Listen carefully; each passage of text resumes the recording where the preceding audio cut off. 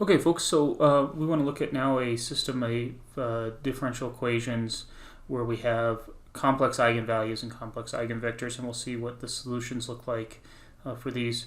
We'll go ahead and actually derive this in class next time, but for right now, let's go ahead and summarize some of the things we saw while we were finding complex eigenvalues and eigenvectors of just a matrix before we thought of it as associated with a system of differential equations. So let's suppose lambda 1 equals alpha plus beta I, then there's a second eigenvalue, lambda 2, equal to alpha minus beta I. That is, the complex eigenvalues come in conjugate pairs, and that's just a consequence of the fundamental theorem of algebra. So let's suppose that, say for this first one, it's got an eigenvector that maybe looks like this. Maybe v1 is equal to let's use we'll use P1 plus P2I, or excuse me, P1 plus Q1I, and then P2 plus Q2I for the two entries. So the entries could very well and will likely be complex numbers. Well, remember, we can go ahead and rewrite this vector as P1, P2 plus Q1, Q2 I, which we could write as the vector P plus the vector Q I. That's one way to break this vector down into its real and imaginary components. And so what we saw, and we'll see this again in future examples, but when v1 was the eigenvector associated with alpha plus beta I as the eigenvalue, then v2 was simply the complex conjugate of that. v2 was the complex conjugate of v1. That's maybe not the best notation because we often use bars for vector notation, so let me just write the conjugate of vector v1. Okay. So in this case, we would have that its corresponding the eigenvector corresponding to this eigenvalue is just p bar minus qi. And we'll talk more about this next time, but what this leads to is the fact that we can give our solutions. Let's suppose lambda 1, lambda 2 are the eigenvectors, or eigenvalues, I mean, of the system with v1 and v2. Then the corresponding solution is x of t equals c1 e to the lambda, e to the alpha t times the cosine of beta t times our vector p, which is the real component, minus the sine of beta t times our vector q, the imaginary component of the eigenvector, plus c2 e to the alpha t times the sine of beta t times vector p, plus the cosine of beta t times vector q. Okay. We'll talk about where we get this formula from next time, but for right now, maybe we could just go ahead and memorize this expression, okay? or put it on a flashcard so we can access it easily. Okay. But this is how we give the solutions when we have our complex eigenvalues. Now, what's hard to keep track of is this is kind of a bookkeeping procedure where we've got the lambdas have real and imaginary components, but then their associated eigenvectors have real and imaginary components too, which is why we essentially have, when you count everything up, we've got 1, 2, 3, and 4. We've got 4 different components to the solution here. And we'll look at why this minus sign shows up and why this plus sign shows up, etc. when we do this in class. But for right now, this is how we give our solution to a differential equation system with complex eigenvalues and vectors. Now, it's been a little while since we've actually dealt with a matrix with complex eigenvalues and eigenvectors, so let's actually do all the work on this problem. We'll work through it together. So for our matrix A has eigenvalues.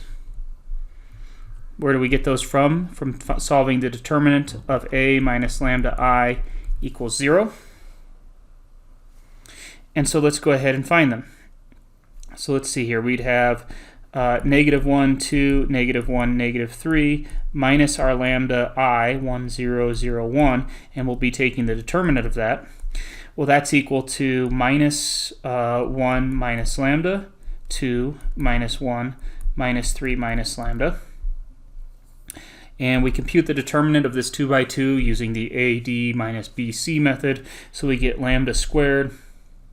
That would give us plus 3 lambda, plus another lambda, and then plus 3. That's for the A times D minus the B times C.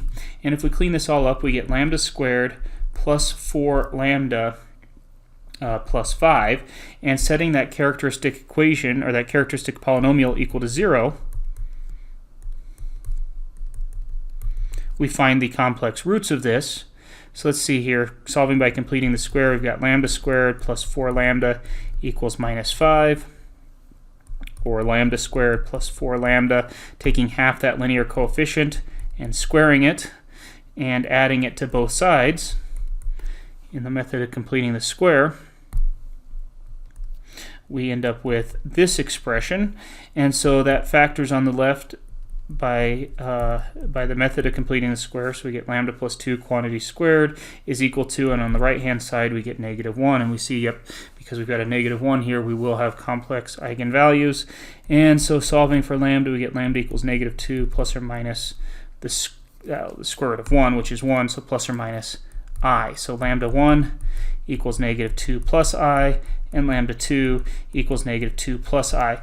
Now folks, something to keep in mind is that although we have complex eigenvalues here, these are still distinct eigenvalues. So none of the more confusing techniques that we need to use in solving systems of equations apply here, because these are distinct eigenvalues. Okay, so now we need to go ahead and find their corresponding eigenvectors. So we'll pick lambda equals -2 plus I, and then remember, we're returning to the equation A minus lambda I times the vector V needs to equal the 0 vector. And so let's see here, returning to our original A, we've got -1, 2, -1, -3, minus, okay, here I'm going to write this out very slowly because it's easy to make an error, -2 plus I times our identity matrix, times vector 1, vector 2 needs to equal the 0 vector. Okay. So let's see here, cleaning this up, we'll have -1, that's plus 2. In fact, we'll just write it out, -1, that's plus 2 minus I for the first entry. The second entry remains unchanged, the third entry remains unchanged, and the fourth entry would be 1 plus 2 minus I. And there's our matrix A times V1, V2 equals 0, 0. So this gives us, when we clean this up, we get 1 minus I, 2 minus 1, and then 3 minus I. So we'll solve this system. I think the best way to solve it is through Gaussian elimination. So we've got 1 minus I, 2 adjoined with 0, minus 1, 3 minus I adjoined with 0. And so now we'll row reduce this.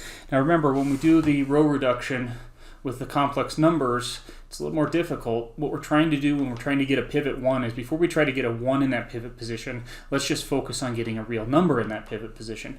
So how do you force a complex number to become a real number? You multiply it by its complex conjugate. So we're going to say that row 1 is going to be 1 plus I times the old row 1, and when we do that computation, we're going to end up with 2, and then plus 2 plus 2I, -1, 3 minus I, joined with 0, 0. Hey folks, I just realized a mistake that I made. If we get back up. When I copied this matrix here I've got a -3, and for some reason I wrote a 1 right here. So that should be a -3, which would then make this entry right here a -1. And so we should end up with 1 minus I here. Okay, So finishing out the row reduction, we need a 1 in that first pivot entry. So we divide each of the entries by 2. So let's see here. We'll say that row 1 is going to be 1/2 the old row 1. And so that gives us 1, 1 plus I, 0, minus 1, 1 minus I, and 0. And then adding row 1 to row 2 to get zeros below that pivot position, we get 1, 1 plus I, 0, 0, 0, and 0. So this shows us that V2 is free, and that V1 plus 1 plus I, V2 needs to equal 0. That is, V1 is equal to minus 1 minus I times V2. So if we pick V2 equal to 1, we get that V1 is equal to minus 1 minus I.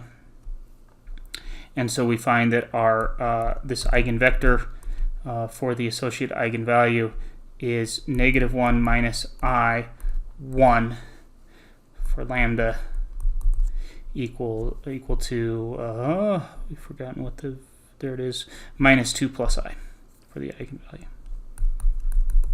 Great. Okay, so folks, we could then, and if you're doubtful, I encourage you to do it. Pick lambda equal to minus 2 minus I, and do the same procedure that we just did. And when you get down to the end, you will find that you'll have an eigenvector. You'll find that your second eigenvector will be the complex conjugate of this first eigenvector. Now, folks, one other thing that I want to say, and I mentioned this before, we know that eigenvectors, a scalar multiple of another eigenvector is again an eigenvector. We've seen that before. What's a little bit more difficult is when you're dealing with the complex numbers. It's harder to identify when two vectors are scalar multiples of another.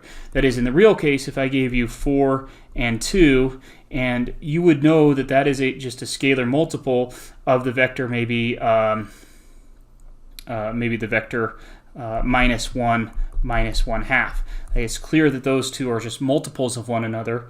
So in this case, this is just, if we multiply this entry by -4, these two vectors are equal to one another through scalar multiplication. They're just off by a multiple. When you're dealing with your complex numbers, it's harder to tell whether two vectors are just one's a scalar multiple of the other because of the properties in the complex numbers, that fundamental property that says that I squared equals -1. So be careful with this. If you're using a computer solver to help you, or if you're comparing your answers against somebody else's answer in a text or a solution key, you may both be right, and it may not be quite apparent that one of your answers is just a multiple of the other because of the way that multiplication works with the complex numbers. Okay, so at long last, we've got, let's return to the original problem. So we had for x bar prime equals ax, we had lambda 1 was equal to minus 2 plus I with an eigenvector v1 which was equal to minus 1 minus I 1. Now, as we saw, if we want to give the second eigenvalue, it would just be the complex conjugate of that. And if we want to give the second eigenvector for that associated eigenvalue, we just take the complex conjugate of our first eigenvector. So we get minus 1 plus I 1. So there are the eigenvalues and eigenvectors for this system. The real question and the real new material is, how do we represent that solution? And the way we'll represent the solution is that x of t is equal to, and that's a vector, is equal to c1 e to the negative 2t, that's the real component of the eigenvalue, times the cosine of, I'll go ahead and write 1t, that's times the cosine of the imaginary component of the eigenvalue times t, and that's in absolute value form, so it doesn't matter. So we're not going to worry about the plus minus in the alpha plus or minus b. It doesn't matter which of those two we take. And then we have times our real component, and I should have broken this up for this vector 1 here. we can break that up into real imaginary components. So it would be the vector minus 1, 1 plus minus 1, 0, I. And so we multiply it by the real component here, so we get minus 1, 1, minus the sign of beta t, so 1t, times the vector for the imaginary component, and that's just the first entry, plus c2 e to the minus 2t times the sign of 1t times our real vector, so minus 1, 1, plus the cosine of 1t times our complex component of the eigenvector minus 1, 0. And that's how we give the solution to this system of equations.